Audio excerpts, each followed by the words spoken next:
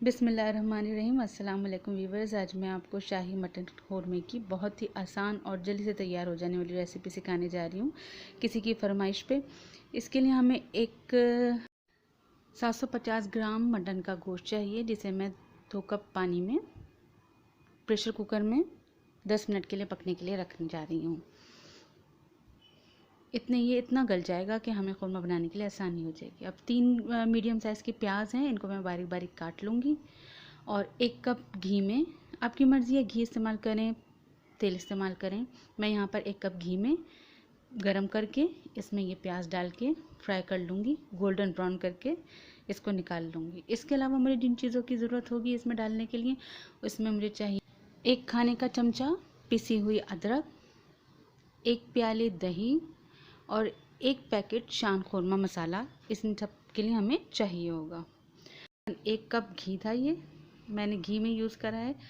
और अब मैं इसको प्याज को गोल्डन ब्राउन कर लूँगी। गोल्डन ब्राउन करने के बाद इसे मैंने निकाल लिया है और अब इसको मैं ठंडा होने दूँगी। पहले जब थोड़ा ठंडा हो जाएगा 5-10 मिनट काउंटर पे छोड़ने के बाद फिर मैं इसको हाथ से मसल लूँगी, मैश कर लूँगी। बहुत आसानी से, इतनी क्रिस्पी होती है कि आसानी से हाथ से ही हो जाती है।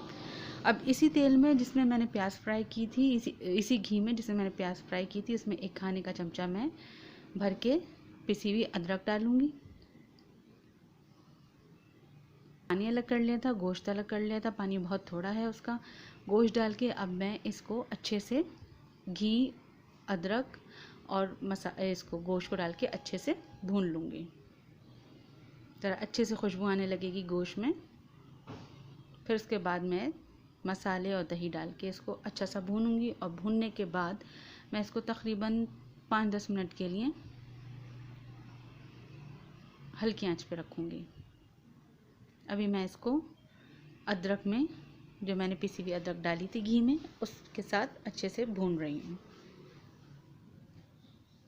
अब मैं इसमें शान के क़ोरमे मसाले का 1 पैकेट पूरा डालूँगी। उसके साथ ही मैं 1 कप दही फेंट के ये भी इसमें डाल दूँगी। और अब इन तमाम चीज़ों को बहुत अच्छे से मिक्स करके थोड़ा मीडियम फ्लेम पे इसको मैं भून लूँगी,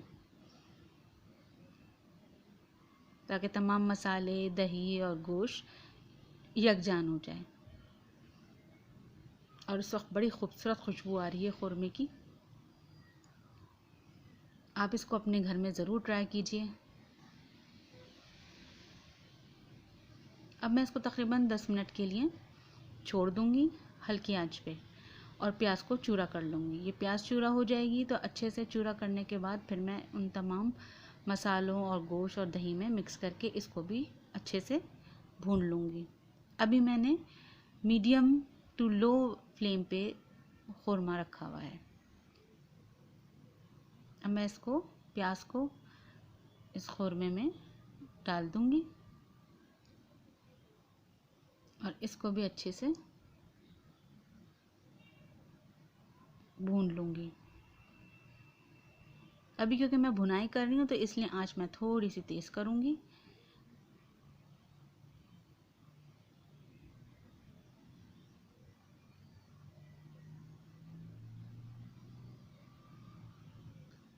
अब इसमें जो मैंने यखनी रखी थी, यानी जिस पानी के अंदर मैंने गोश्त को गलाया था, वो थोड़ा थोड़ा करके ऐड करूँगी। अब ये आप पे है कि आप 1 कप डालें, आधा कप डालें, 1.5 कप डालें, जितनी ग्रेवी आपको क़ोरमे में पसंद है। अगर बहुत ज़्यादा नहीं पसंद तो बहुत थोड़ा सा डाल दीजिए, आधा कप। मैं इसमें तकरीबन 1 कप थोड़ा थोड़ा करके डालूँगी। और इसको अच्छे से भूनती जाऊँगी। पूरा नहीं एक साथ डाल दूँगी, थोड़ा थोड़ा डालती जाऊँगी।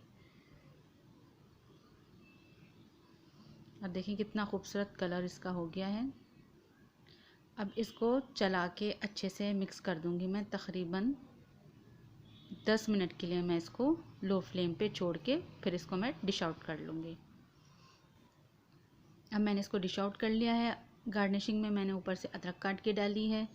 और अब इसको नान के साथ खाइए, जैसे भी खाइए, बड़ा ही मज़ेदार, खुशबूदार और मसालेदार चटपटा सा ख़ुरमा तैयार है, शाही ख़ुरमा तैयार है।